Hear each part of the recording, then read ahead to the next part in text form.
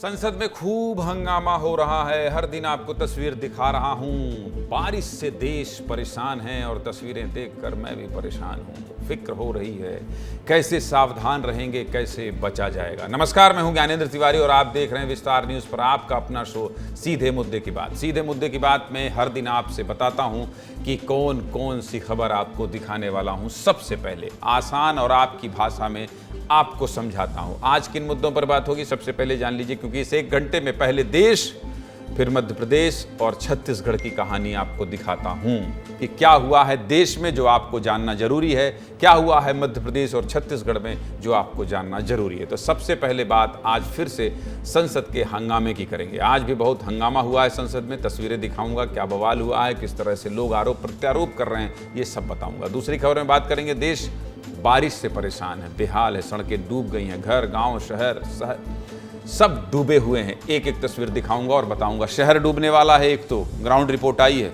दिखाऊंगा। तीसरी खबर में बात करेंगे छत्तीसगढ़ के कोंटा की, इसी की बात कर रहा था। एक ऐसी तस्वीर दिखाएंगे जिसके बाद आप भी सोचेंगे क्या सच में ये शहर डूब जाएगा। चौथी खबर में बात करेंगे कालीचरण महाराज की। कई बार विवादों में आ जाते हैं बाबा, फिर सुर्खियों में आए हैं कालीचरण महाराज। क्या मामला है, जुड़े रहिएगा, बताएंगे। पांचवी खबर महिलाओं से जुड़ी है, महिलाओं के हेल्थ से जुड़ी है, जिस पर कोई चैनल खुलकर बात नहीं करता है, लेकिन आपका अपना चैनल है, बस इसलिए फुसफुसा कर नहीं, विस्तार से बात करेंगे, दिखाएंगे। छठवीं खबर में बात करेंगे सुसाइड कैप्सूल की। स्विट्जरलैंड की कहानी है, इंटरेस्टिंग कहानी है, ये भी बताएंगे। चलिए अब विस्तार से बात कर लेते हैं। और सबसे पहली खबर क्या है, संसद में खूब हंगामा हो रहा है, बहुत हंगामा हो रहा है और बजट सत्र चल रहा है। बहुत हंगामा हो रहा है, हर दिन हो रहा है। मैं जब भी आता हूं तो सोचता हूं आज क्या खबर दिखाऊं संसद की। हर दिन तो दिखा रहा हूं क्योंकि सत्र चल रहा है तो कोई खबर तो होगी, लेकिन रोज खबर यही बताता हूं।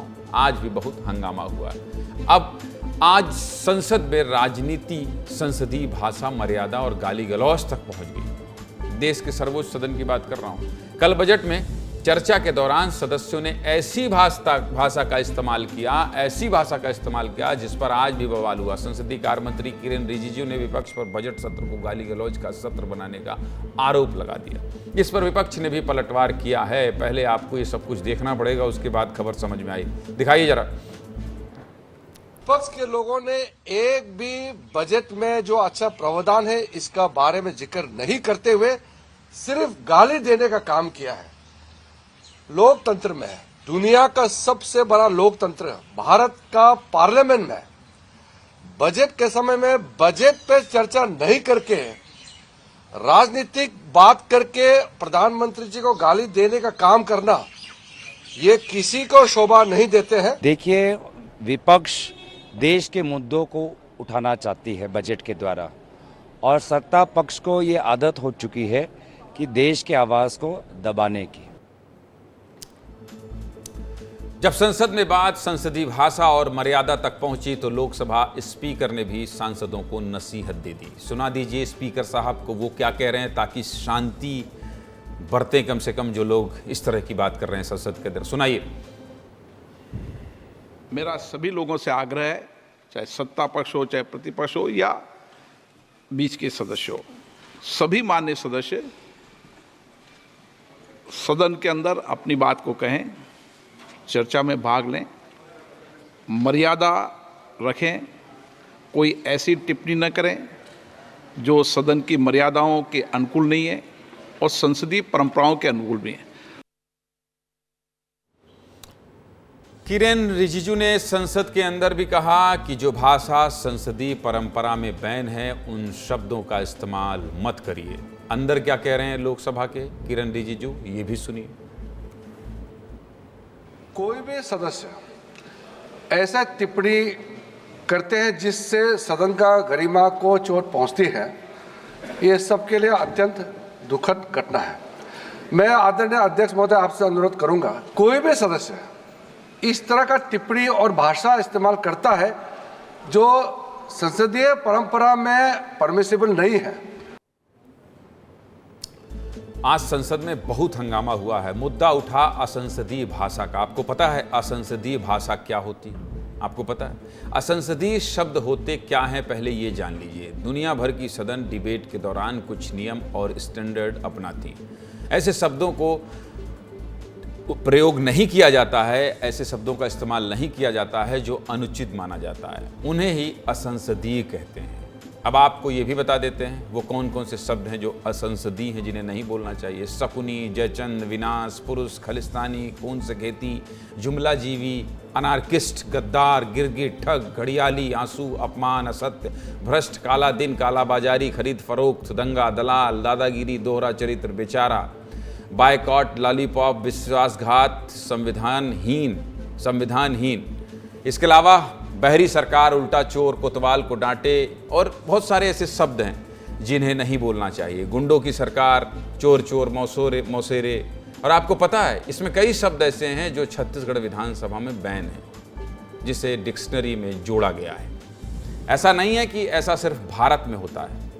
आपको बता देते हैं असंसदीय शब्दों की पहचान और उन पर रोक की परंपरा की शुरुआत कैसे हुई। सबसे पहले ब्रिटेन ने 1604 में अनुचित भाषा नहीं बोलना है सदन की कार्रवाई से हटाने का कदम उठाया था। सदन में असंसदीय शब्दों को कार्रवाई से हटाने की परंपरा करीब 418 साल पुरानी है।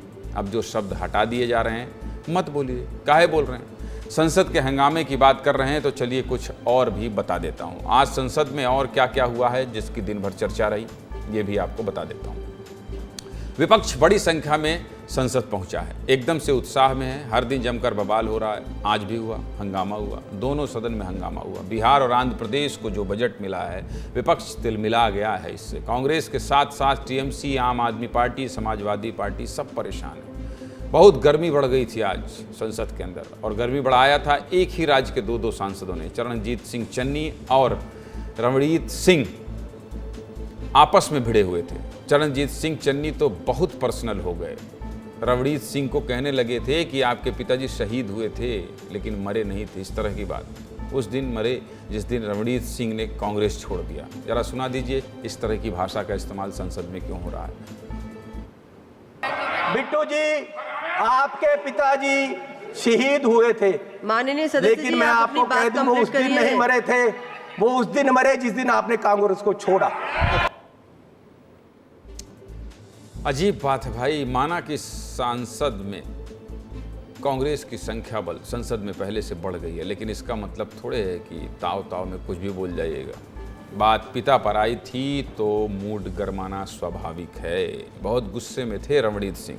जब जवाब देने के लिए खड़े हुए तो पहले अपने पिताजी के शहीदी की बात कही, फिर चरणजीत सिंह को उन्होंने भी बहुत आरोप लगाए।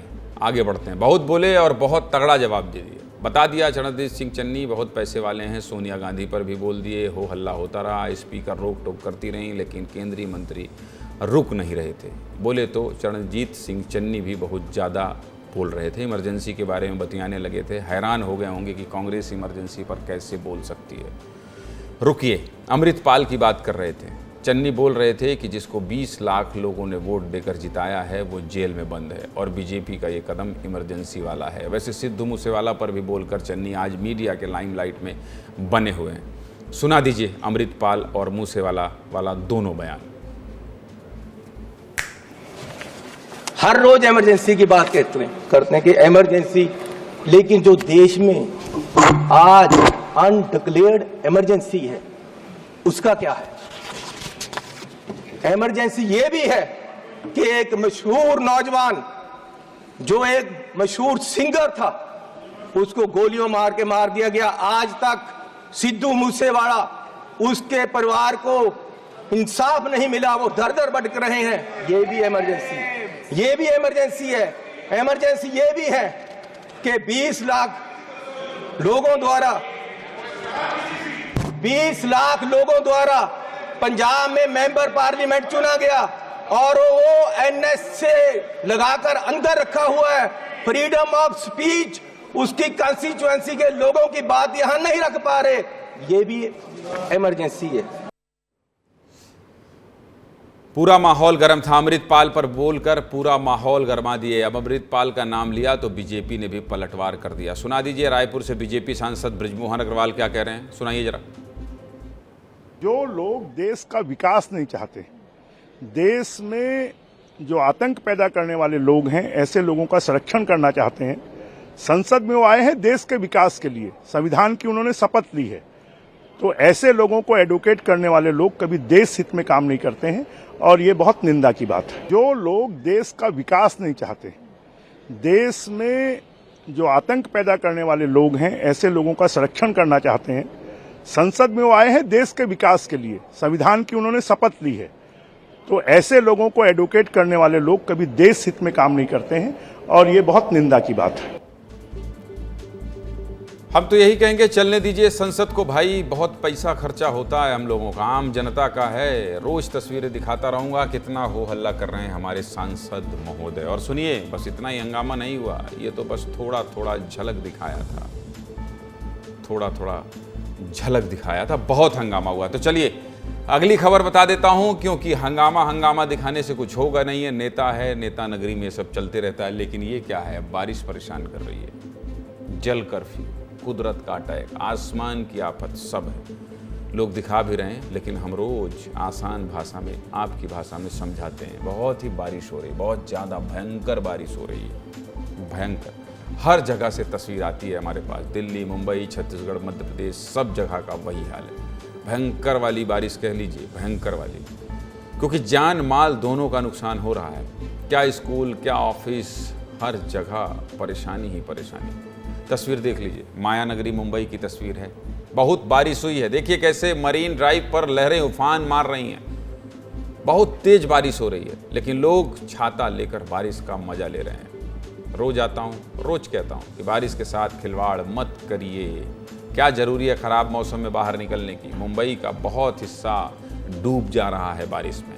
मुंबई के चेंबूर की ही तस्वीर देख लीजिए, कैसे पूरा का पूरा मोहल्ला डूबा हुआ नजर आ रहा है। देखिए जरा, लोग छाता लिए हुए हैं, रेनकोट पहने हुए हैं, लेकिन कहीं ना कहीं काम से जा रहे हैं। सड़क पर पानी भरा हुआ है, लेकिन कार, बस सब चल रही है। करे भी तो क्या करें, मुंबई है, रुकती नहीं है। लेकिन जब जल जमाव हुआ है तो जनता तो परेशान होगी। क्या कह रही है मुंबई की जनता, जरा ये भी सुन लीजिए, सुनाइए।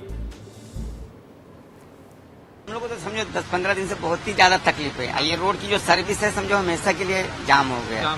हाँ, बारिश की वजह से, उससे पहले भी ब्रिज बनी, उसकी वजह से ज्यादा ही जाम है।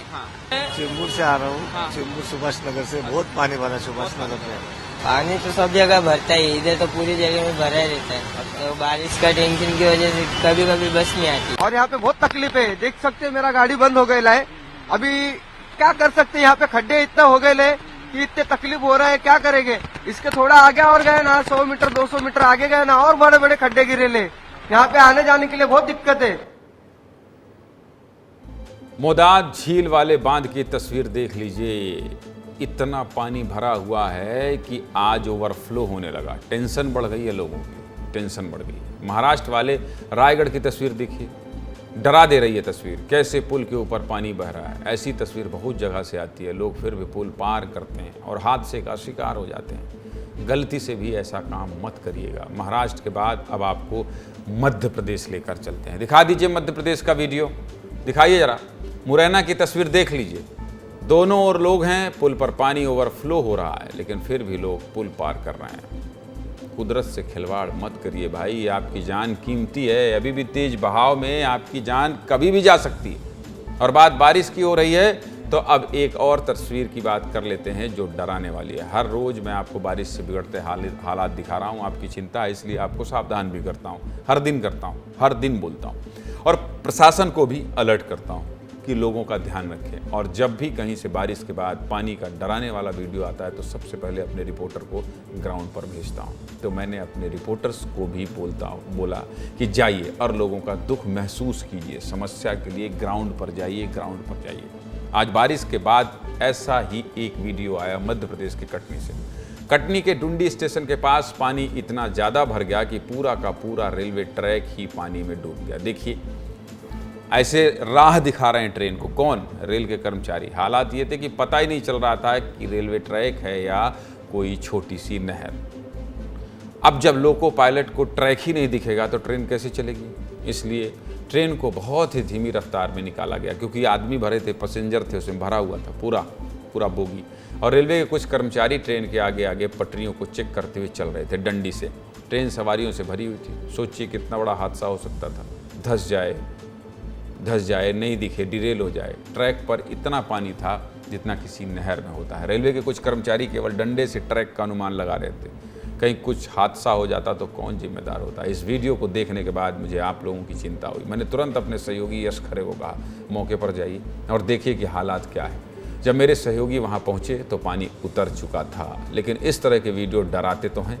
जब मेरे सहयोगी वहाँ पहुँचे तो क्या हालत थी आपको पता होगा। आप जानना चाहते होंगे ना कि अभी क्या है वहाँ स्थिति। देख लीजिए, रिपोर्ट दिखाइए जब। बुंदेलखंड के बंदी सलिमनाबाद और एमलिया गेट के पास की जो तस्वीरें सामने आई हैं कि किस तरह से रेलवे गेट जो है जाम हो चुके हैं, रेलवे ट्रैकों पर पानी आ चुका है, ट्रेन जो है वह पूरी भरी की भरी यात्रियों से किस तरह से रेलवे कर्मचारी धीरे धीरे पास कर रहे हैं कि आगे रेलवे कर्मचारी हैं, उसके बाद पीछे पूरी ट्रेन है। इससे आप समझ सकते हैं कि किस तरह से रेलवे कर्मचारी काम कर रहे हैं। हम मात्र उस जगह से 5 किलोमीटर पहले हैं, चूंकि रेलवे प्रशासन हमें वहां तक जाने की अनुमति नहीं दे रहा है और यहाँ पर भी जो है वह पानी भरा हुआ था। इससे आप अनुमान लगा सकते हैं कि सवेरे के बाद रेलवे कर्मचारी धीरे धीरे पानी को बहाए हैं, लेकिन फिर भी जो साइड की पिचिंग होती है उसमें अभी भी थोड़ा बहुत जो है वह पानी भरा हुआ है। मध्य प्रदेश के बाद अब छत्तीसगढ़ की बात कर लेते हैं। छत्तीसगढ़ में पिछले 1 सप्ताह से लगातार बारिश हो रही है। लोग बहुत परेशान हो चुके हैं। ऑफिस वाले भी कभी कभार बारिश के कारण लेट हो जाते हैं, लेकिन क्या करें, कुदरत के साथ खिलवाड़ भी तो नहीं कर सकते हैं और नहीं करना चाहिए। इतनी बारिश हुई है कि 2 प्रमुख नदी उफान पर हैं। मध्य छत्तीसगढ़ में महानदी और दक्षिण छत्तीसगढ़ यानी बस्तर में इंद्रावती में लगातार जलस्तर बढ़ रहा है। कहीं पुलिये डूब गए हैं तो कहीं नेशनल हाईवे पिछले 1 सप्ताह से बंद है, जिसके कारण 2 राज्यों का कनेक्शन पूरी तरह से संपर्क टूट गया है। आज आपको छत्तीसगढ़ की 4 तस्वीरें दिखाऊंगा, देख लीजिए। पहली तस्वीर बालोद की है, दूसरी तस्वीर सुकमा की है, तीसरी बालौदा बाजार और चौथी कोरबा जिले की है। कहीं तेज बहाव से मवेशी बह जा रहे हैं तो कहीं तेज बारिश के कारण लंबा जाम लगा हुआ है। सब कुछ एकदम से चौपट हो गया है। भारी बारिश में भी जब हमारे संवाददाता हमें तस्वीरें भेजते हैं तो उनको कहता हूं कि संभल कर ही रिपोर्टिंग करिएगा, क्योंकि जान है तो जहान है। तो चलिए पहली तस्वीर पर बात करते हैं। तस्वीर देख लीजिए, मोबाइल कैमरे से शूट की गई है। पुल पर तेज बहाव नज़र आ रहा होगा। पुल के दूसरी साइड भारी संख्या में मवेशी नज़र आ रहे हैं। पानी का बहाव देख लीजिए कितना खतरनाक है, लेकिन फिर भी तेज बहाव के बीच जब मवेशी पुल पार करने लग जाते हैं तो एक एक कर पानी के बहाव में बह गए। ये वीडियो जिले के लमटी गांव का है। अब मवेशियों को तो समझा नहीं सकते, लेकिन चरवाहे इसका ध्यान जरूर रखें। बाढ़ की स्थिति में मवेशियों को नाला पार मत करने दीजिए, जान माल दोनों का नुकसान हो जाएगा। दूसरी तस्वीर सुकमा जिले से शहनवाज ने भेजी है। शहनवाज पिछले 1 सप्ताह से रोजाना बाढ़ बारिश की अलग अलग तस्वीर दिखा रहे हैं। आज बता रहे हैं कि छत्तीसगढ़ से तेलंगाना और आंध्र प्रदेश को जोड़ने वाली नेशनल हाईवे 1 सप्ताह से बंद है। हजारों ट्रक हैं वहाँ। शहनवाज खान मौके पर पहुंचकर तस्वीर दिखा रहे हैं, देख लीजिए क्या हाल है वहाँ का। उसके बाद खबर में आगे बढ़ेंगे। दिखाइए शहनवाज की रिपोर्ट। लगातार 1 हफ्ता से जो है बरसात चालू है, क्योंकि दक्षिणी छोर में इस वक्त चारों तरफ का जो माहौल है पानी है, क्योंकि गोदावरी का जो नदी है उसका जल स्तर लगातार बढ़ रहा था, जिसके कारण से जो है NH-30 जो सीधे रायपुर से हैदराबाद विजयवाड़ा को जोड़ने वाली जो मार्ग है वो पिछले 5 दिनों से बंद है और यहाँ पे लंबी कतार जो है गाड़ियों की खड़ी है। लगभग 3 किलोमीटर लंबा एक लाइन है जिसमें खाली ट्रक और उनके ड्राइवर जो है इस वक्त यहाँ पे मौजूद है। और मैं चारों तरफ ये आपको दिखाना चाहूंगा कि तो बारिश गिर रहा है और दूसरी तरफ आप मेरे पीछे देखिए, इस पार से उस पार भी जो है कई सारे लंबी कतार गाड़ियों की खड़ी हुई है और चारों तरफ जो माहौल है वो जलमग्न है। क्योंकि मैं ये बोल सकता हूँ इस वक्त कि एक तो शबरी नदी का जलस्तर बढ़ रहा है और एक गोदावरी नदी का जो जलस्तर है वो भी बढ़ रहा है। आज वर्तमान में जब हमने बात की अधिकारियों से तो उन्होंने बताया कि आज वर्तमान समय में गोदावरी का जो जलस्तर है 47 मीटर है। इसके कारण जो है पूरा जल जमाव है, बरसात का जो पानी है और गोदावरी नदी का जो बैक वाटर है वो इस वक्त पूरे तरीका से आप देख सकते हैं कि किस तरह से सड़कों पर आ गया है, जिसके कारण जो यहाँ के यातायात सड़क परिवहन के मार्ग है वो बंद हो गए। बहुत बुरा हाल है। मैंने कहा था कि खड़े होकर ही स्थिति बता दीजिएगा, इधर उधर जाइएगा मत। सावधानी तो बरतना पड़ेगा। बहुत ज़्यादा पानी भरा है, गोदावरी नदी उफान पर है। गोदावरी की सहयोगी सबरी नदी का पानी सड़कों पर आ गया है, इसलिए सड़क में 3 किलोमीटर लंबा जाम लग गया है। जाम से ट्रक ड्राइवर खूब परेशान है, बहुत दिक्कत है। पता नहीं कब तक ऐसे फंसे रहेंगे। खाने पीने का और भी बुरा हाल है। रह के जो बरसात हो रही है उसमें ट्रक ड्राइवर गाड़ी के अंदर ही खाना बना रहे हैं। क्या क्या दिक्कतें हो रही हैं, शहनवाज ने ड्राइवर से भी बात की है, क्योंकि वो आंध्र प्रदेश तेलंगाना को जोड़ने वाली सड़क है। सुनाइए जरा ट्रक चालकों की दिक्कत क्या है उस इलाके में। कितने दिनों से आप लोग यहाँ पे 5 लोग से इधर ही 5 दिन से इधर ही रुका भाई। 6 दिन से खाना तो ये लोग लेके आके दे रहे हैं। अब से आप लोग यहाँ पे खड़े हुए हो? हमारे को यहाँ पे 4-5 दिन हो गया। कितनी तकलीफ है आप लोग यहाँ पे? तकलीफ बहुत है। तकलीफ क्या बताएं आपको, यहाँ गंदगी में बैठे हुए हैं, कोई सुविधा नहीं है, कोई बड़ी परेशानी झेल रहे हैं हम। ये हर साल का ही नौटंकी है यहाँ का। यहाँ को इनको परेशानी इतना आ रहा है कि हर साल ही यहाँ पे गाड़ियाँ बंद पड़ जाती है पानी के अंदर, और गाड़ियों को इतना नुकसान होता है, लेकिन कोई यहाँ सुविधा नहीं करते। कई साल हो गए यहाँ पे पानी आते हुए। सबको पता है कि यहाँ पे पानी आता है, लेकिन सरकार की तरफ से यहाँ पे कुछ भी नहीं है। बहुत तकलीफ हो रहा, पीने पानी नहीं मिल रहा, सब्जी नहीं मिल रहा, कुछ चावल नहीं मिल रहा पकाने को, बहुत तकलीफ हो रहा। ये क्या बना रहे हो आप? आलू बैगन की सब्जी। कहाँ जा रहे हो? भैया रायपुर टू विजयवाड़ा। विजयवाड़ा जा रहे हैं। सुकमा की तस्वीर दिखा दिया। अब तीसरी तस्वीर बालौदा बाजार जिले से आई है। लगातार हो रही बारिश से जिले के नदी नाले उफान पर हैं। कई गांवों का जिला मुख्यालय से संपर्क टूट गया है, लेकिन छाती तक पानी में ग्रामीण पुल पार कर रहे हैं, सीने तक, यहाँ तक।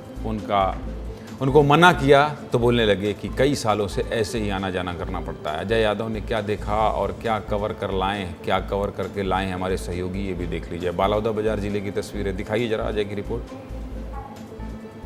छत्तीसगढ़ में जो है लगातार बारिश हो रही है। उस बारिश के चलते सभी नदी नाले जो है वो उफान पर है। वहीं हम बात करेंगे बलौदा बाजार से। बलौदा बाजार में जो 3 नदियां हैं, जोख नदी, शिवनाथ नदी और महानदी, ये तीनों जो है पूरी तरीके से जो है उफान पर है। वहीं हम बलौदा बाजार के जो भाटापारा क्षेत्र में है, क्षेत्र के तरेंगा क्षेत्र से कुछ ये गांव कुली पोटा की ओर जाती है, वहीं से कुछ लोग आ रहे हैं, उनसे हम जानेंगे। कहाँ से आ रहे हो? कुली पोटा। अब कहाँ जा रहे हो? तरेंगा। इतनी पानी भरी हुई है, और पानी भरने में यहाँ पे बहाव भी है, गर्दन से ऊपर पानी है, जान का डर है, उसके बावजूद भी आ रहे हो आप? इधर से 60 कर पड़ता है ना, इसीलिए जाना पड़ता है रिक्शा उठाकर। ये स्कूल जो कुछ स्कूली बच्चे भी है, यहाँ से जाना पड़ता है, तो वो आने जाने में कैसे जाते होंगे? अब कोई बच्चा नहीं जाता है स्कूल। अभी ये परेशानी है, सरकार को भी बोला है ये रोड ऊंचा करवाओ, पुल बनवाओ, ऐसे करके, बाकी कोई सुनवाई नहीं हो रहा है। घर का राशन लेना है, राशन वहाँ पे नहीं मिलता है, जो राशन है वो तरेंगा पे मिलता है।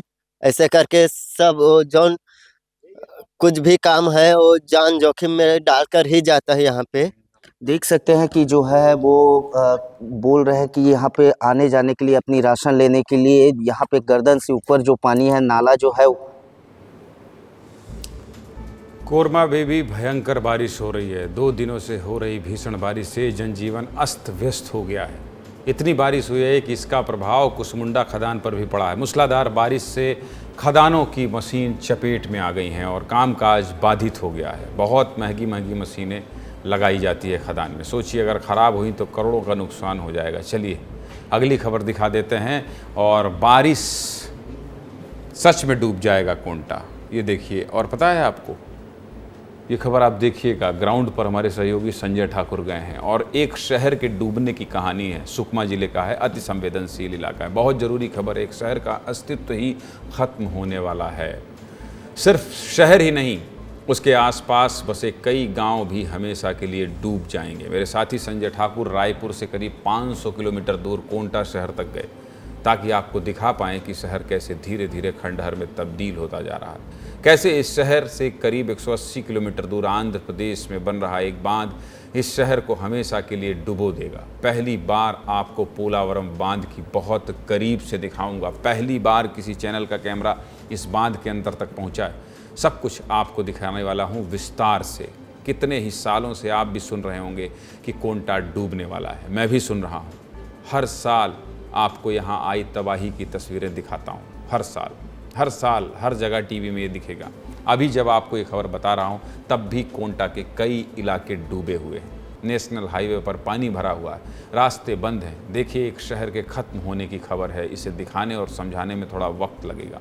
यही वजह है कि इस खबर को 3 हिस्से में आपको दिखाऊंगा। आज पहले हिस्से में देखिए कि कैसे 2022 में, यानी कि 2 साल पहले, जब शबरी नदी का पानी इस शहर में घुसा तो यहाँ कैसी तबाही मची हुई थी। छत्तीसगढ़ के सबसे आखिरी कोने में बसा है कोंटा शहर। यहाँ से आगे आंध्र प्रदेश और उड़ीसा जैसे राज्य शुरू हो जाते हैं। कई राज्यों की सीमाओं पर बसा ये शहर बहुत महत्वपूर्ण है और खूबसूरत भी, लेकिन ये शहर डूबने वाला है। ये डर कोंटा शहरवासियों को कई दशकों से सता रहा है। कोंटा वासियों का ये डर साल 2022 में सच में तब्दील हो गया, जब इस शहर के बगल में बहने वाली सबरी नदी का पानी इस शहर में घुस गया। पहले 2 तस्वीरों में देखिए। 14 जुलाई 2022, यानी कि ठीक 2 साल पहले इस शहर के क्या हालात थे। देख लीजिए, सोचिए वो कार आज भी वही खड़ी है, क्योंकि पानी की वजह से कार अब चलने लायक ही नहीं रही। और ये तो 14 जुलाई यानी कि पहले दिन की तस्वीर थी। इसके बाद तो पानी धीरे धीरे और बढ़ता गया। मेरे साथी संजय बगल में खड़ा 20 फीट ऊंचा खंभा भी पूरी तरह डूबा हुआ था। संजय जहां खड़े थे, यानी कि शहर में 20 फीट से अधिक पानी भरा हुआ था। अब सोचिए यहाँ के घरों का क्या हाल हुआ होगा उस वक्त। घरों की छतों के ऊपर से पानी बह रहा था। दिखाइए जरा संजय की ग्राउंड रिपोर्ट। 2 तस्वीरों के माध्यम से आपको बताता हूं कि 2 साल पहले यहाँ क्या हुआ था। मेरे बगल में गाड़ी दिख रहे हैं, दूसरी स्क्रीन पे आपको यही गाड़ी नज़र आ रही होगी, लेकिन वो तस्वीर 2 साल पहले की है। 14 जुलाई, बिल्कुल यही जुलाई का महीना था, बारिश शुरू हुई थी और 14 जुलाई की तस्वीर है। ये गाड़ी जो है ये लगभग आधी डूबी हुई है। तब सबरी नदी का पानी कोंटा शहर में घुसना शुरू ही हुआ था। इसके बाद लेकिन ये समस्या विकराल होती गई। कोंटा शहर का 60% हिस्सा करीब 4 दिनों तक पानी में डूबा रहा। शहर की पुरानी बस्ती, जो कभी सबसे खूबसूरत कॉलोनी होती थी, अब धीरे धीरे वीरान हो रही है। यहाँ के घर अब खंडहर में तब्दील हो रहे हैं। 14 जुलाई को जब रातों रात सबरी नदी का पानी शहर में घुस गया तो किसी को घर से कुछ भी निकालने का मौका नहीं मिला। सब बस अपनी जान बचाकर निकल गए। घर बर्बाद हो गए, घरों में रखा सामान बर्बाद हो गया। तस्वीरें देखते जाइए। मेरे साथी संजय पुरानी बस्ती के सबसे बड़े और पुराने घर में पहुंचे। इस घर में कभी अंबाती परिवार रहता था। 15 कमरों का ये घर अब खंडहर में तब्दील हो चुका है। 14 जुलाई को जब सबरी नदी का पानी शहर में भर गया तो आसपास के लोगों ने इसी घर की छत पर चढ़कर अपनी जान बचाई। श्रीकांत के दर्द को भी जरा सुन लीजिए। तो मेरा बचपन तो पूरा यहीं बीता था। हम लोग लगभग पूरे माँ पिताजी सब मिला के 12 लोग रहते थे। इसके बाद फिर माँ पिताजी तो यहीं पे ख़त्म हो गए थे, यहीं रहते 2 भाई बहन भी ख़त्म हुए थे। उसके बाद फिर मेरे भाई हैं अभी फ़िलहाल, अब वो उधर बना के रहते हैं। हाँ, बहुत दुख लगा यहाँ छोड़ने के बाद तो, बहुत ज़्यादा। ये बाढ़ का अगर ये नहीं रहता तो हम लोग नहीं जाते शायद। ये सिर्फ बाढ़ के कारण ही गए हैं हम लोग।